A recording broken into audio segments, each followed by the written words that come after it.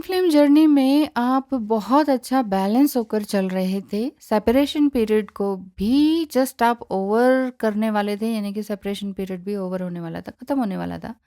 अचानक से आपको लगा कि ये सब क्या हो रहा है मेरे साथ? ये मैं नई जगह पर चली गई या मेरा जॉब लॉस हो गया या जिस नई जगह पर मैं आई हूँ, जिस नए घर पर मैं आई हूँ, वहाँ वो बहुत अच्छी एनर्जी नहीं लग रही है। ऐसा क्यों हो रहा है? ये सब कुछ उल्टा क्यों चल रहा है? ऐसा रिवर्स गियर में मेरी लाइफ क्यों आ गई है? मैं अब तक आगे ही बढ़ रही थी, ये पीछे जाने का सिलसिला फिर से कैसे हुआ? कहाँ गलती हो गई मुझसे? तो पहली बात तो आप अपने आप को चेंज कर रहे थे, ये अच्छी बात है। लेकिन किसी को या फिर अपने ट्विन को या रनर को दिखाने के लिए कि अच्छा अब देखना तो मैं बताती हूँ। कई बार डिवाइन फेमिनाइन का ऐसा नेचर भी देखने को मिलता है, क्योंकि डिपेंड करता है ना, आप फायर साइन के हैं, बहुत ही अग्रेसिव हैं, आपके उच्च मंगल दोष है या एस्ट्रोलॉजिकली भी देखा जाए तो बहुत कुछ ऐसे कारण होते हैं जहाँ डिवाइन फेमिनाइन बहुत अग्रेसिव होती हैं, बहुत अग्रेसिव होती हैं। तो ऐसे में अगर आप कोई ऐसा स्टेप उठाने के लिए या उनको दिखाने के लिए कि अब देखना क्या करती हूँ, तो ऐसे में आपका रिवर्स गियर भी चल जाता है। और या फिर यूं ही चलते रहने में एक जैसे द फूल कार्ड होता है ना, बस यूं ही चल रहे हैं, आपको पता ही नहीं है कि आगे खाई है। मैं तो भगवान के भरोसे हूँ, लेकिन भगवान के भरोसे हूँ ये कहना तो अच्छी बात है, लेकिन साथ ही साथ कॉन्शियसली भी तो आंखें खुली रखनी है ना कि कुछ गलत तो नहीं हो जाएगा। हर चीज़ को कॉन्शियसली देखना समझना है।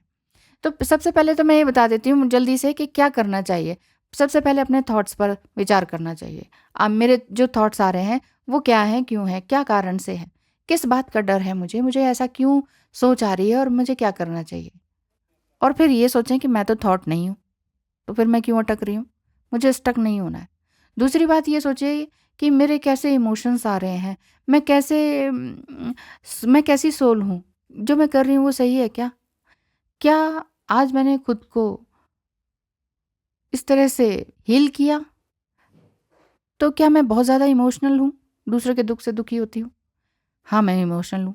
तो फिर लेकिन मैं इमोशंस तो नहीं हूँ ना, ये बात को ध्यान रखिए। तीसरी बात स्पीच, यानी कि मैं कैसे बोल रही हूँ? मैं क्या बोल रही हूँ? मेरी टोन कैसी है? और मुझे ये सब बोलने की ज़रूरत भी है या नहीं? देखिए, ये बहुत बार सोचा जा सकता है, जब बोल देते हैं उसके बाद भी सोचते हैं। ये भी होता है। तो बोलने से पहले सोच लीजिए। होती हैं, गलतियाँ होती हैं, बहुत बार तक भी होती हैं। तो कोई बात नहीं, इंसान से ही गलतियाँ होती हैं। एक बार हो गई गलती, फिर दोबारा टेस्ट लीजिए अपना कि अब की बार ऐसा कुछ नहीं बोलूँगी या बोलूँगा। तो अगर ना बोलकर भी कुछ काम चल सकता है तो ये ज़्यादा ही अच्छा है ना। हेल्दी बाउंड्रीज़ क्रिएट करके रखें। हेल्दी बाउंड्रीज़ का मतलब है कुछ ऐसा ना होने दें अपनी तरफ से कि सामने वाला चुप ही हो जाए, है ना? तो आप ये देखिए कि मुझे कितना बोलना है और क्या ज़रूरत है। चौथी बात ये है कि मेरा बिहेवियर कैसा है, मेरे थॉट्स, मेरे इमोशन, मेरा बोलने की टोन, ये सब कुछ अपने ऊपर अगर आप कंट्रोल कर पाते हैं, ध्यान दे पाते हैं इन चीज़ों को बारीकी से, तो फिर आप अपने बिहेवियर को चेंज करने के लिए बिल्कुल सही हैं और हेल्दी बाउंड्रीज क्रिएट कर सकते हैं किसी से भी। Not even your twin flame. अब ट्विन फ्लेम योर मैट्रिक्स भी हो सकते हैं, स्पिरिचुअल भी हो सकते हैं, अपने बॉस से भी, अपने कार्मिक्स लोगों से भी, है ना? तो इन सब से आप डील कर सकते हैं। तो बात ये थी कि अगर आपको ये लग रहा है कि सब कुछ पीछे जा रहे हैं, जॉब लॉस भी हो गया, कहीं और जगह चले गए जहाँ पे जॉब ही नहीं मिल रही है, कहाँ बियाबान में आ गए, हमें तो समझ ही नहीं आ रहा है, अच्छा ही नहीं लग रहा है कुछ। अगर ऐसा है, तो आप एक तरह से ये स्पिरिचुअल अवेकनिंग की 4th स्टेज है, जिसमें आप अपने स्पिरिचुअल पाथ से पीछे की ओर मुड़ने लगते हैं।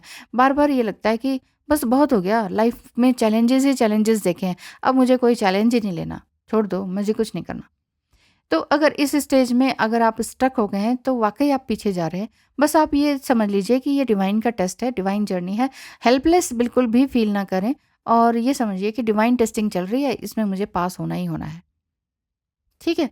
तो किसी भी तरह का इनर डाउट और इनर फ़ियर है, अंदर ही अंदर अंदरूनी डर है, अगर ये हो गया तो, अगर मैंने ये बात पूरी नहीं बताई है, आधी-अधूरी बताई है। देखिए, आधा-अधूरा सच बताना भी बड़ा ख़तरनाक हो जाता है अपने लिए। अगर आपने आधा-अधूरा सच बताया है तो आप अंदर ही अंदर घुटते रहेंगे, या तो पूरा सच बोल दीजिए, फिर देखा जाएगा।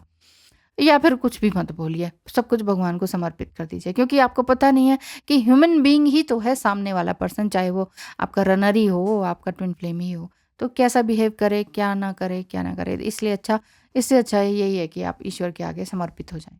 तो इनर हीलिंग करें बजाए कि इनर चेज़िंग के, ठीक है? उनको इनर चेज़िंग नहीं करनी है। बाकी जो भी मैं रिचुअल्स बताती हूँ, full moon, new moon, salt bath, smudging, पूजा पाठ, writing work, visualisation, affirmation, manifestation, ये सब कुछ लगातार करते रहें। ये काम समझ के बिल्कुल मत कीजिए। जब जैसा मन आ रहा है वैसा करें। हाँ, पर कोई टेक्निक आज़मा रहे हैं 333 की, 222 की, 777 की, मतलब इस तरह के टेक्निक वाइज़ कुछ काम कर रहे हैं, तो फिर उन टेक्निक्स का, उन डेज़ का, उन टाइम का ध्यान रखना होगा, ये बात है। जैसे मंत्र चैंट में करते हैं ना कि इतने डेज़ का है, तो प्रॉपर इस टाइम पे करना है, और उसमें राहु काल नहीं होना चाहिए। तो इस तरह से बहुत सारी बातें होती हैं, तो पर्टिकुलर कोई काम कर रहे हैं तो उसमें पर्टिकुलरली उसको अच्छे से मेंशन करें और कॉन्शियसली काम करते रहें। Otherwise just go with the flow. सब अच्छा है, बस सब अच्छा है। ईश्वर का धन्यवाद करें, खुश रहें, हमेशा खुश रहें। Thank you so much.